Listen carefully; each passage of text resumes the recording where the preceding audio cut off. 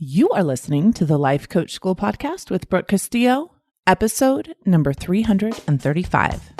Welcome to the Life Coach School podcast, where it's all about real clients, real problems, and real coaching. And now, your host, Master Coach Instructor, Brooke Castillo.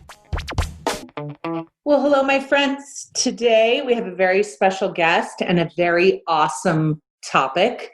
We are going to talk about attention or lack thereof.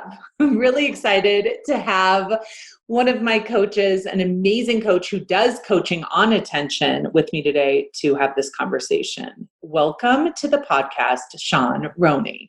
So why don't you just introduce yourself and tell us a little bit about you before we get started? Yeah, thank you so much for having me. First of all, this is a bit of a dream. I found your podcast 4 years ago and was my favorite. I loved it. And this just is exciting and fun. So thank you. Yay.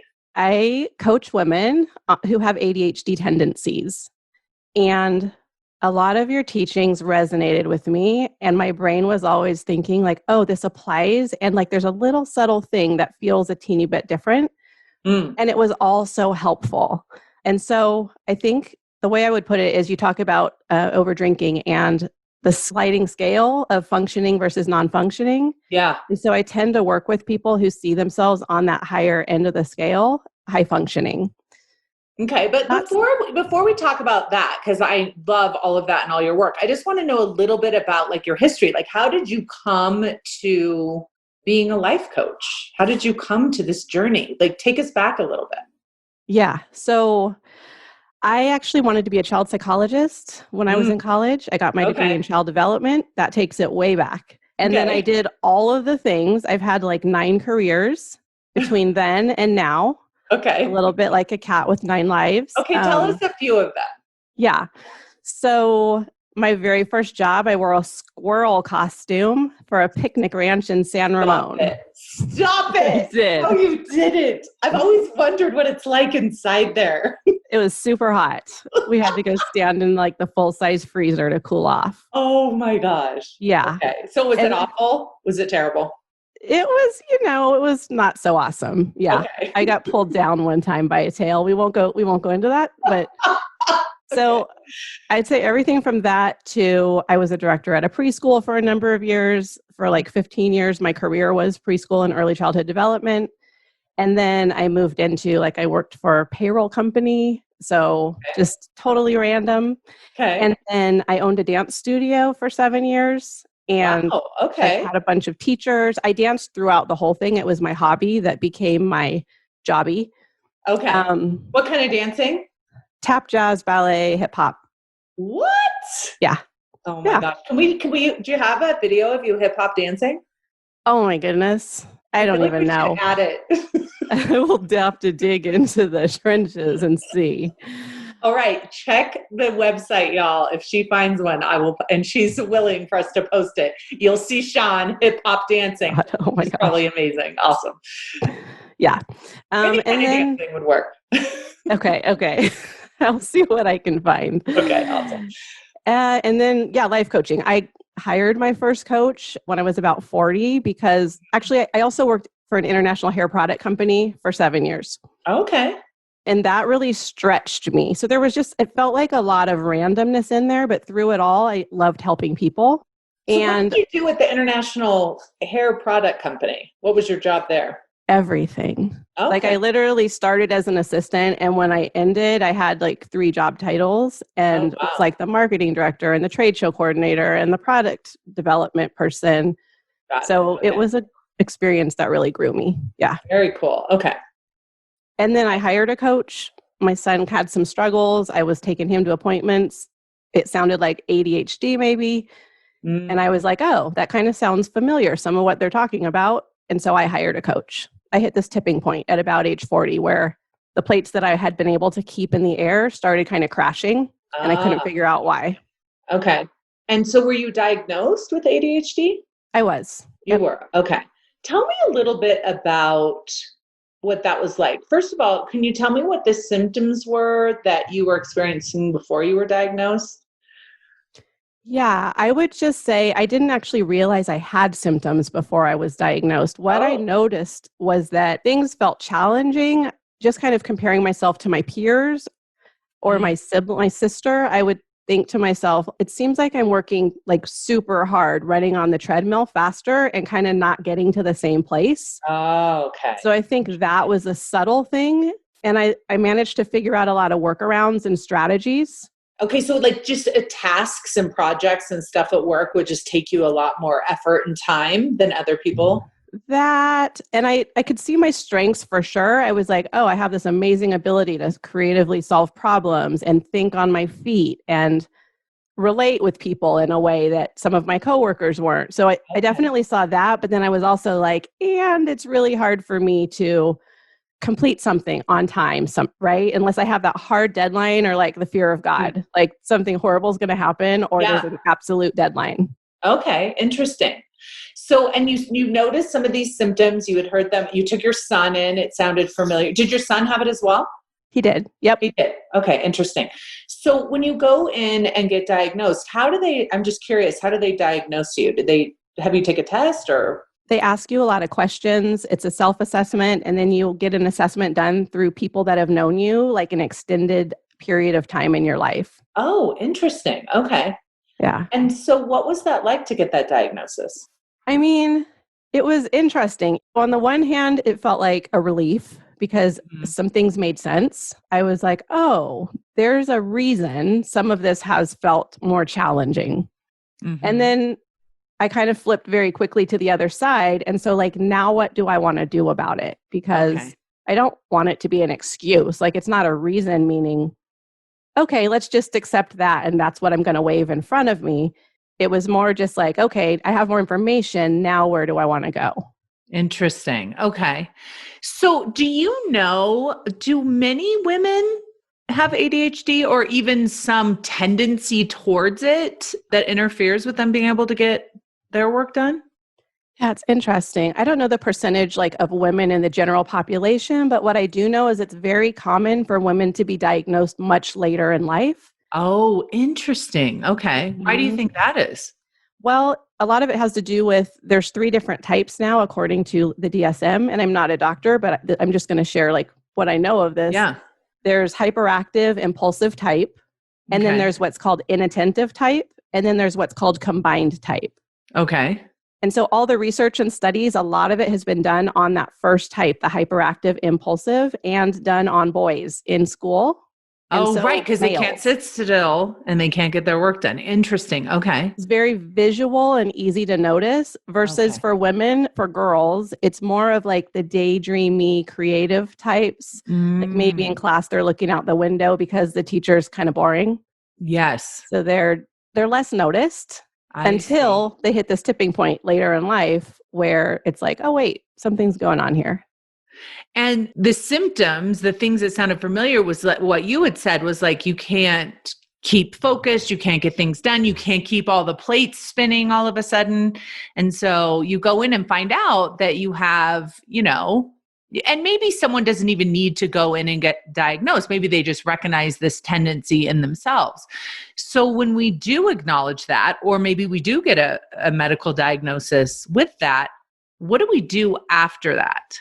Yeah. So I think that was where that question was like, what's next? Yeah. And hiring a coach was really helpful. That's when I hired my first coach before I really even knew what life coaching was. Okay. I didn't really want to go on medication, but I was open to trying anything. Yeah. And I tried it for like, I don't know, a week, and I didn't like all the side effects for me. Okay. So personally, it wasn't the route that I decided to go. Okay. So then I was like, what's next? What else can I do? And just started Googling and found a coach that specialized in ADHD. Okay. And can you tell us a little bit about what that experience was like? That was your very first coaching experience. So what was it like for you? Yeah, it was. Honestly, it was amazing. She was like, it could be done online, and she happened to be not that far from me. I was in Sacramento at the time, Elk Grove, and she was in Granite Bay. And I was like, no, I'm going to drive to you every week, if that's okay. That's awesome. And she was like, sure. So it was good. I just had this hour where I felt like I could go and dump my brain out, and she could kind of help me sort through it. And then she would lift up the stuff that maybe I wanted to spotlight or needed some attention. That's how it felt. That's such a great explanation. I would think for anyone who has a hard time paying attention, right? So all of what we teach is let's get a hold of what's in our brain and have a look at it. But if you have a hard time focusing, if you have a hard time like getting stuff done, it may even seem like you don't have that hour to be able to, I love the way you described it. You like empty it out. I like see all these puzzle pieces.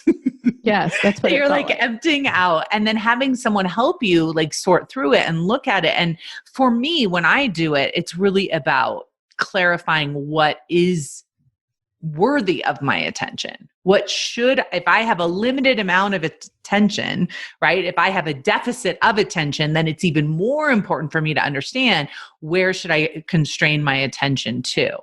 So, okay, so you would go in there and she would help you like pull some of those things out. And then would you leave feeling differently, or what was that like? I would leave and it felt like I had just gotten a really great massage. Like, I don't know if you know that feeling, but you kind of floating for a couple days after. Yes, that's awesome. I felt like that, but it was like a mental massage. Mm-hmm. I was just like, I felt clearer. I felt heard.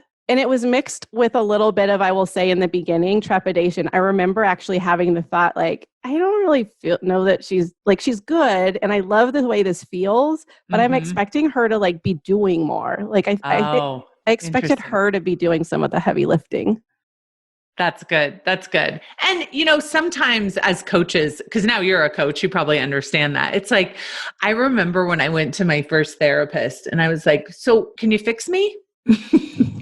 Exactly. That's what I wanted. Like, could I just deliver myself to you and you just fix this hot mess? And then I go back out into the world. And of course, thank goodness that's not how it works, because you have to figure out how to do it for yourself.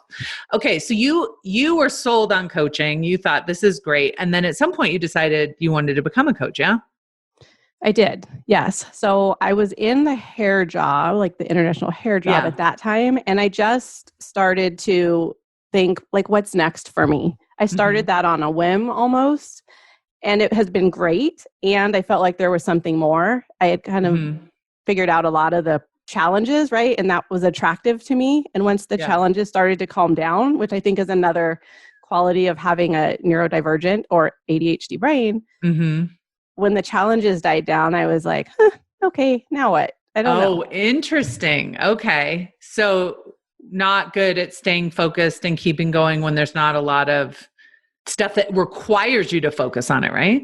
Yeah. Fires are like, you like putting out fires.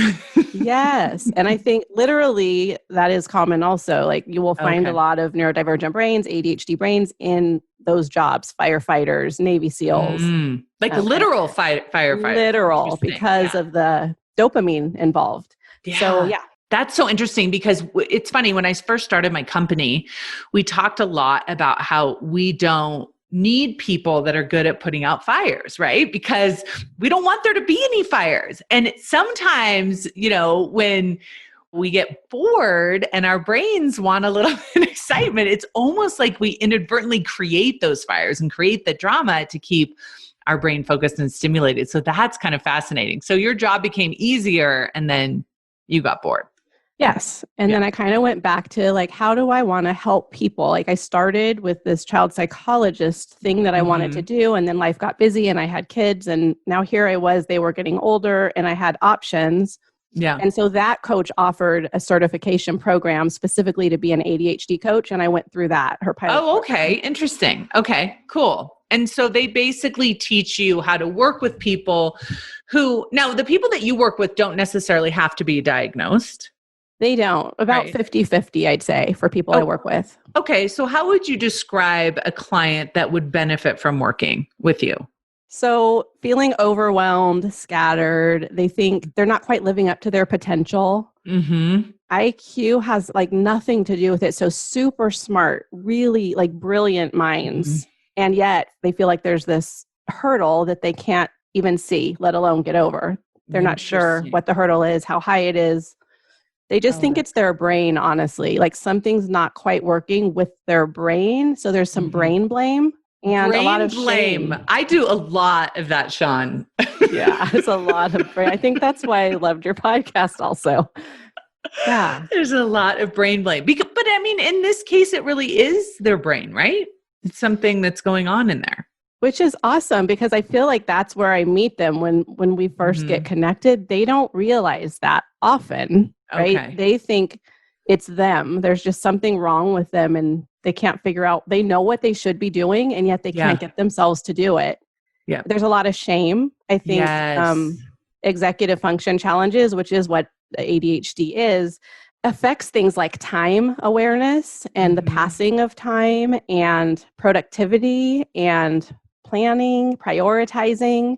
And we almost as a society place like it's almost a moral sin to be late or a moral sin to not be as productive as you want to be. Or miss a deadline. Yeah. Interesting. So I think that's the first piece when I find them is just like, you can't, it's kind of the same with weight loss, right? You can't shame yourself to a lower weight. You can't shame yourself into changing the way you show up.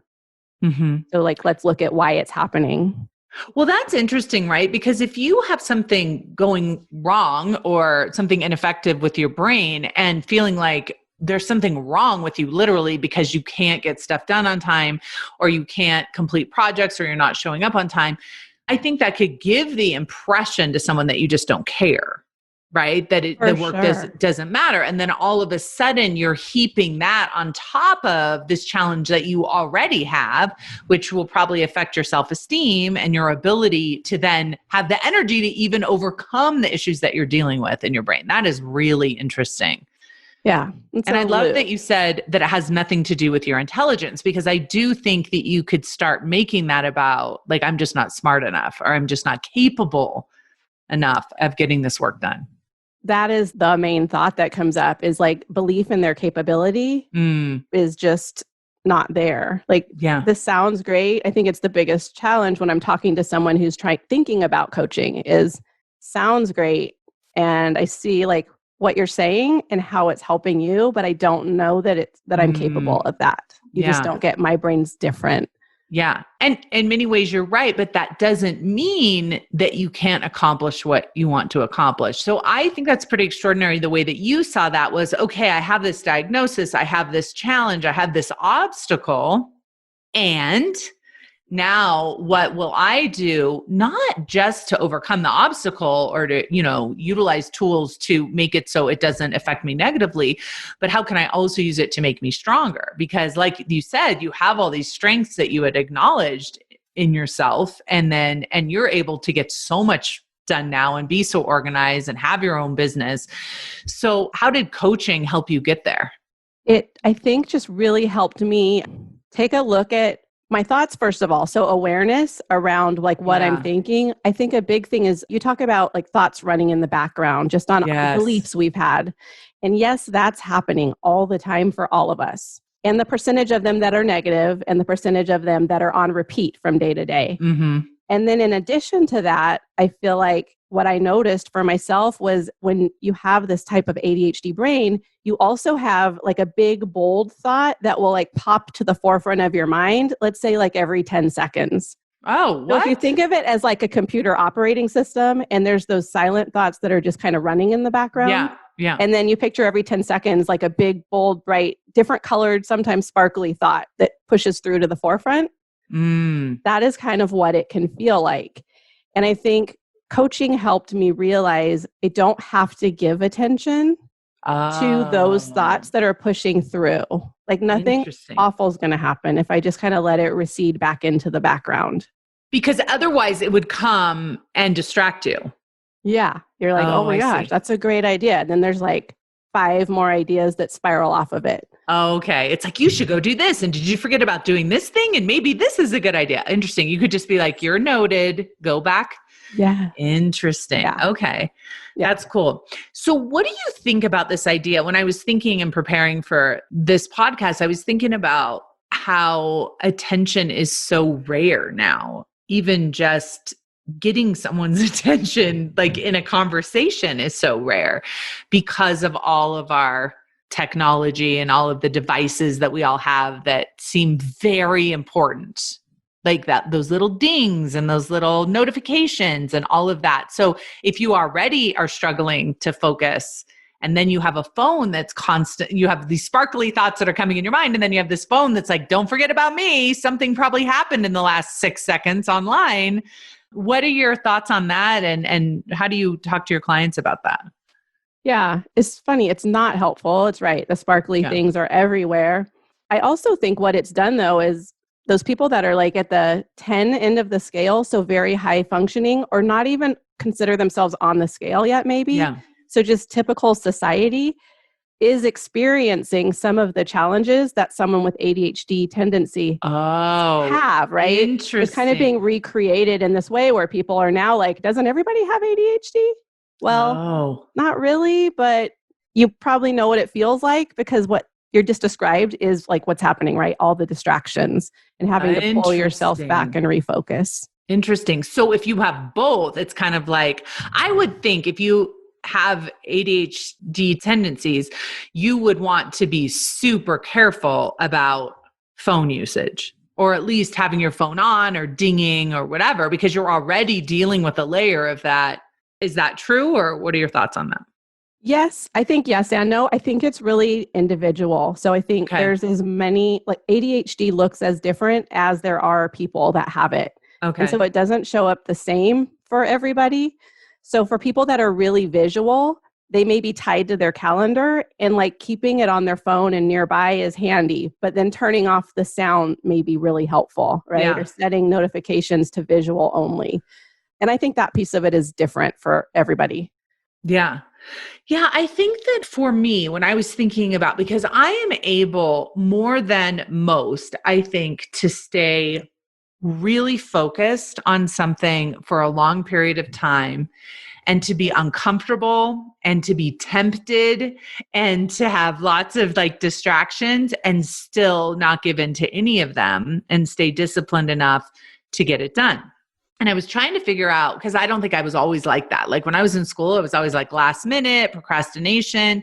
But I do think that since I've been doing thought work, I've become much more aware of my thoughts just being thoughts. I think it kind of speaks to what you were saying. It allows me to recognize them for what they are and not for like commands. Yeah. Right? So I'm like, that's just a thought. I don't have to get up and go see who's at the door. I don't have to answer the phone. I don't have to see what's going on in the internet. I don't need to go to the bathroom right now when I'm not hungry. Those are all the thoughts that I just had in this 3 minutes. And so I can just, like you had said, push them back to the, like, not now, not now, not now, because I recognize that they're thoughts. And I think when you don't have thought work, you think that they do kind of feel like commands, don't they? Like, focus on this now, focus on this. Isn't this boring, right? Which your ADHD brain is not going to like, which is what so much of the hard work of building your businesses and working on stuff, right? I mean, that's what it feels like. So when you're coaching someone, is it really just a lot of awareness thought work that you're doing with them to help them understand that? It is for sure, especially in the beginning to get rid of that whole shame piece because it's just so not helpful. I like the analogy. I used this recently and it seemed helpful. When you consider like an Olympic sprinter that runs a mile in, let's say, 3.5 minutes, and then you consider an Olympic marathoner who runs a marathon in 2.5 hours. Yeah. The marathoner runs a mile in 5.5 minutes. So you got 3.5 minutes and 5.5 minutes. And so if the sprinter were to jump in and decide to run a marathon and run it at their normal pace of 3.5 minutes, about mile 22, they're going to pass out. Like, okay. Right? Are you with me? Yeah, totally. Yeah. So I think when we have ADHD tendencies, that happens a lot. It's like I get 80% of the way and then I just can't. I lose it. I drop it. I set it down. I just can't continue anymore. And I think it's a very similar thing that happens. Yeah. And so they tend to think something's gone wrong or something's wrong with me. But the Olympic sprinter doesn't think that. They just are trying to run the marathon at too fast of a pace. So it's counterintuitive, but getting someone to like slow down is what's really helpful in the beginning. Yeah. Interesting. Because the tendency is I'm not getting stuff done. I'm not meeting my deadlines. The last thing I need to do is slow down. But because I'm running so fast, I'm not pacing myself. I'm not managing my brain properly. So I'm never going to make it to the finish line. Oh, that is a really good analogy. Yeah. And slowing down can look like constraint, like you talk about, right? Which was really hard in the beginning. I was like, I don't know about that. I don't know that this constraint thing's going to be helpful. Yeah. But that is what slowing down can look like, or planning, or any of those things that are actually using our thinking brain, right? And on purpose and deciding what we want. Yeah. So it is uncomfortable. And I do think, I'll be curious to hear what you think about this. I do think a lot of our attention is based on our decisions, right? And so we don't recognize how valuable our attention is, what we focus on, what we put into our brain, really, because what we're attentive to is what we're going to put into our brain. And what we put into our brain is going to help us with whatever we produce. And so if we're not deciding consciously what to focus on during our day, or what to think about, or what to ingest literally into our brains, we lose so much of our power. And I think that's why the way you describe it is we feel scattered and we feel overwhelmed and we feel like the world is crazy because we can't be conscious enough with our own decisions on our attention. So have you found for you and your clients that that's an important piece? Like what you had said, planning, deciding what matters to focus on, that sort of thing? Yes. Decision making is huge. Like it's the other strong component, along with like working on reducing the shame, making more powerful decisions, figuring out what you really like, what you really want, why you want to be on time, or why you want to plan is important. Because if you're doing it because you're that, voice in your brain from when you were a child is saying you should be doing more, you're not living up to your potential, why can't you just be on time? Which are the thoughts that they normally come with. Yeah. You can't really work on them with that. So like deciding on purpose, no, I actually want to be on time because it feels good. Yeah. Like I enjoy being on time and I now believe it's capable, right? Yeah, that's interesting because this can end up becoming part of your identity, especially I think if you get a diagnosis of it, right? Oh, this is an issue with my brain. This is why I can't do all these things I wish I could do. I can't be on time. I can't get my work done. I can't stay focused. And I think utilizing the tools that you offer in your practice to be able to understand, and I think this is key too, right? Understand, yes, your brain is different. And that how you decide to think about that and how you decide to feel about that will affect what you end up doing, right? Because, and especially in the beginning, I think it would be super important to process all your emotion about that, because like you had said, there could be a sense of relief, but there could also be a sense of, unfairness and frustration and why me? And I don't want to have to deal with this. Or I tried the medication and it didn't work for me, or I didn't like the side effects. So now I'm just screwed being a person that doesn't show up on time or doesn't get their work done. And what you're saying is that it doesn't have to be that way. And yes, it may be more challenging, but it's less challenging when you utilize the tools. Yeah.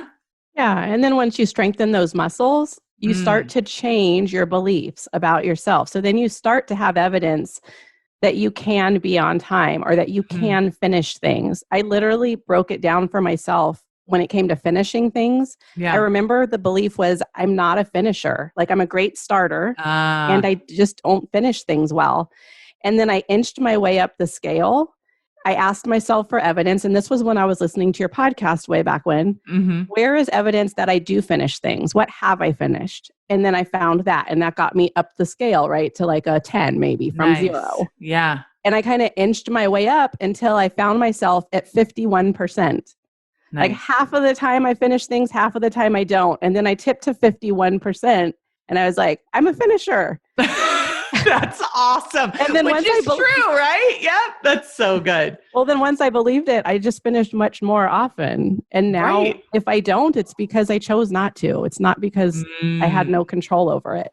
That's so good. So I'm imagining someone listening to this. It's kind of like meta, right? Let's think about there's someone just like you who just found my podcast, who's listening to us talk right now, who's like, they're describing me. This is totally me. I also imagine them saying, but I don't have time to go and get a coach. And I don't have time to slow down. And I don't have time. I'm already so overwhelmed. I have so much to do. I don't know that I could hire Shaun to help me with this. What would you say to that person? Yeah. Well, I love the whole concept that you teach about time being a mental construct. Mm-hmm. It really is. And so I think it's almost like, how can you not take the time to do this? I would give the analogy of I used to believe I didn't have time to walk in the morning because I had Okay. too many things to do. And inevitably, every time I'd walk in the morning, I would like kill my schedule, knock everything out, and have like 3 hours at the end to spare. Yes. So it's kind of the same if you do the heavy lifting on the front end, even if you don't believe it'll be helpful, Yeah. you'll start to build up evidence that like, how did I think otherwise? Yes. And even your example of like just having somewhere to empty your brain. I remember Lauren Cash one time said, it's like saying you don't have time to program the GPS before you start driving. Right?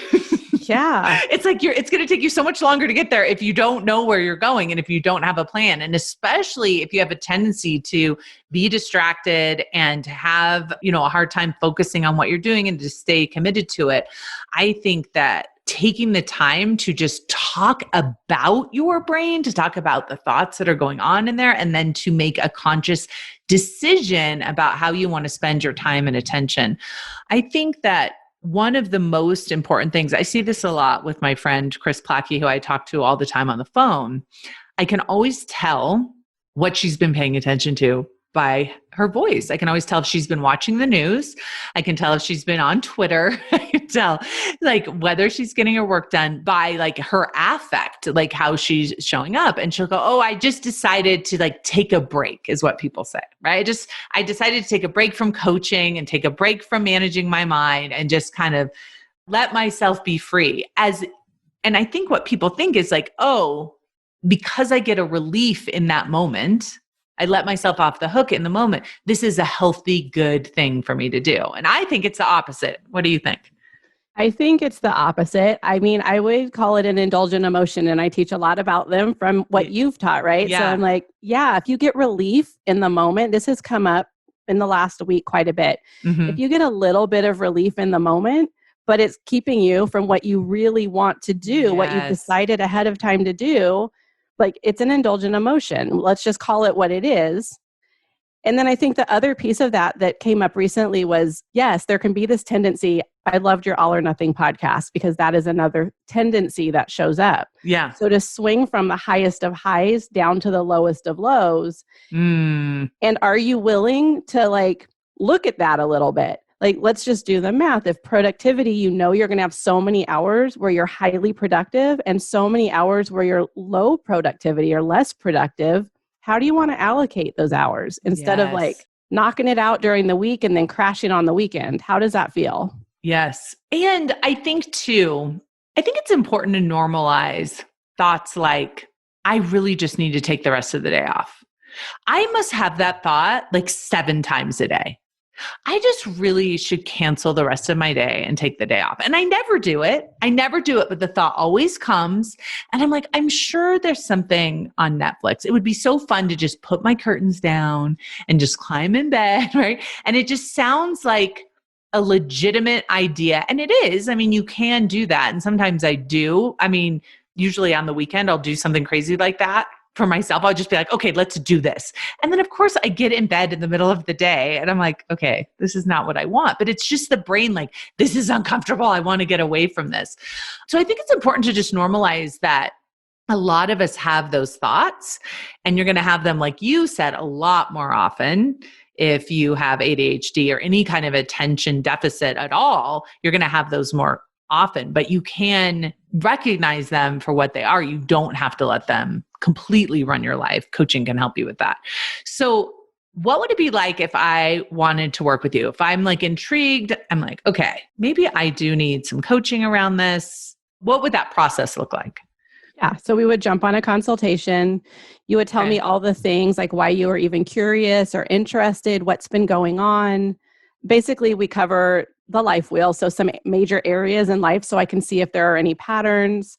Mm-hmm. We talk about like sleep and caffeine just because I know the things that kind of feed into ADHD and how much of a role they're playing. Exercise. So my tipping point came because I stopped teaching dance 40 hours a week and started a desk job. And I didn't know it was dopamine related, right? Yeah. So can notice patterns like that. And then we'd go from there, really.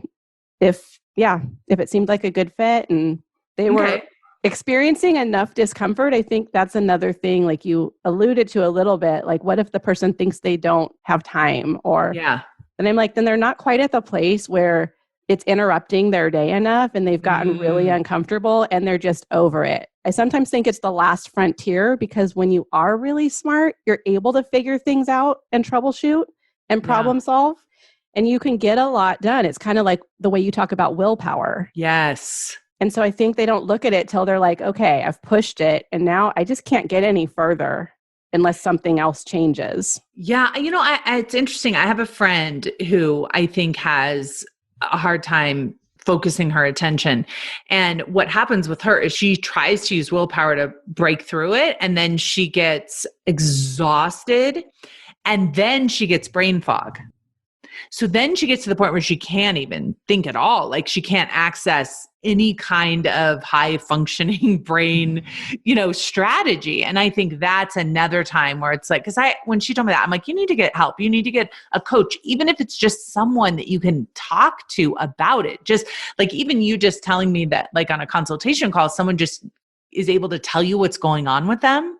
There's something powerful about just having someone listen to you, just hear your thoughts out loud with you and understand, especially since you personally have the same experience, right? I think that's really powerful too. Okay. So if they do the consultation and they decide it's a good fit, then is it just, I would meet with you an hour a week? How does it work? Yeah. So it's an hour a week. I tend to work with people for 6 months at a time now because that is just where I've seen the most traction. Like the beliefs they have been there a very long time. Yeah. And it just takes some time. It's not like they come to me and want me to tell them what's the best planner.